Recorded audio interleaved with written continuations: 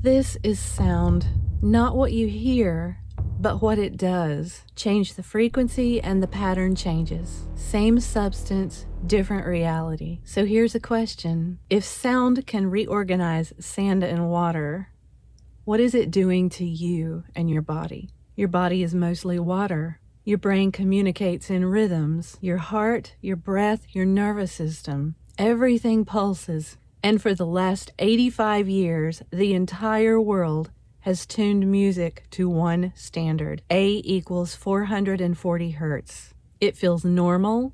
It feels inevitable. But it was a choice. And once you see that, you start to wonder what else you've been hearing on default. Because this isn't about tuning. It's about how reality itself is constructed.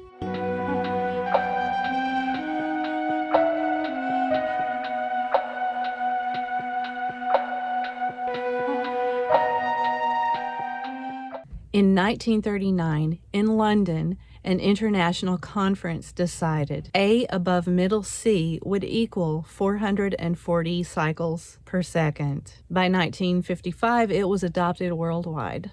Every piano, every orchestra, every recording, one reference point. And the funny thing is, there is nothing universal about 440. It's not mathematical, it's not natural, it's not ancient. It was chosen because it sounded bright. It could project in massive concert halls. It was an industrial solution. And then something subtle happened. That choice became invisible. Did you hear that? It's the sound of default settings we normally ignore. The standard became normal. Normal became our reality. Pause for a second and just notice how strange this is. What we standardize, we stop questioning. What we stop questioning shapes our realities. And this is where the whole story changes. Ancient cultures, specifically Egypt, didn't view sound as just art. They treated it as a physical force. They built entire structures around it. The Great Pyramid's central chamber behaves just like a resonant instrument. When specific low frequencies are introduced, the stone itself vibrates. Imagine standing in a room full of thick, solid granite, where the air isn't just carrying sound, it's becoming a weight that you can feel coming down on you. Ancient records suggest that chanting in these spaces wasn't about meanings of words. It was about the physical sensation that they produced. At certain intensities, regular thought quiets down. Language processing becomes less dominant. Your whole perception begins to shift. You don't think the sound anymore, you enter it. Pythagoras discovered that harmony follows mathematical ratios. From this came the idea that the universe was structured by vibrations. Greek healing temples were designed for resonance, not just beauty. In these sleep temples, the architecture itself was tuned like a bell, designed to heavily vibrate your body into a state where the rational mind could step aside. The didgeridoo, used for tens of thousands of years in healing rituals. Modern research now shows how low-frequency vibrations correlate with circulation, muscle relaxation, and even bone response. Different cultures, same discovery. This is not imaginary, it's grounded in the law of physics.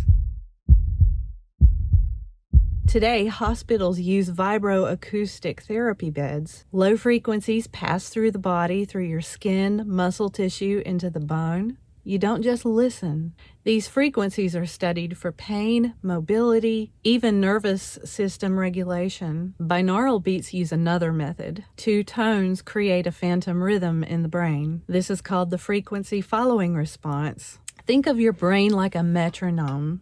If you place a faster ticking clock next to a slower one, they'll eventually sync up. This is the universe's natural tendency towards efficiency. We are programmed to match the rhythm of our environment, not mystical.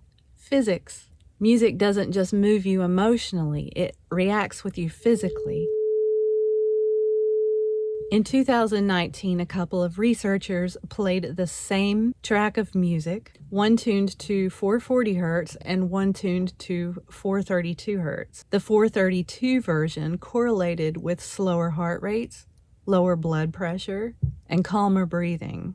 The effect was subtle, the sample was very small, but here's the real question. Why would such a tiny change register at all? Why does 8 Hertz actually matter? Because we are finely tuned instruments ourselves.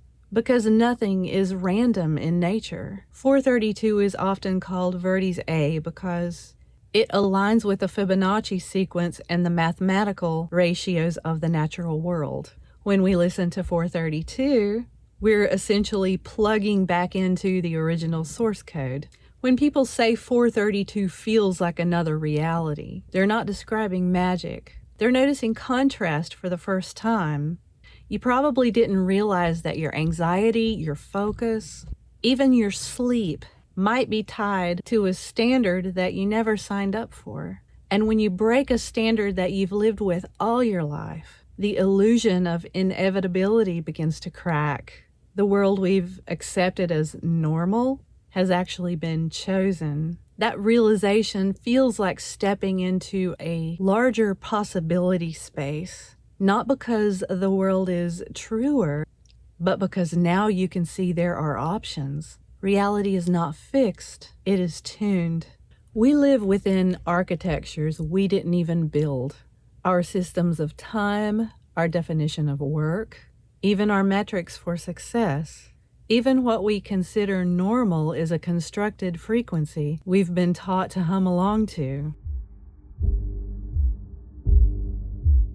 It's about this. The world you experience is not neutral. It is shaped by invisible agreements, music, time, work, success, normal, all constructed, all adjustable. The ancients knew that reality actually responds to resonance.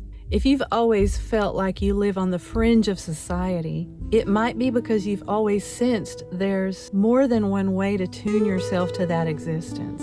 If reality has a tuning knob, the real question becomes, who is the one tuning it? And how many other systems have quietly been shaping your inner world? Once you hear the world differently, you can never go back to default.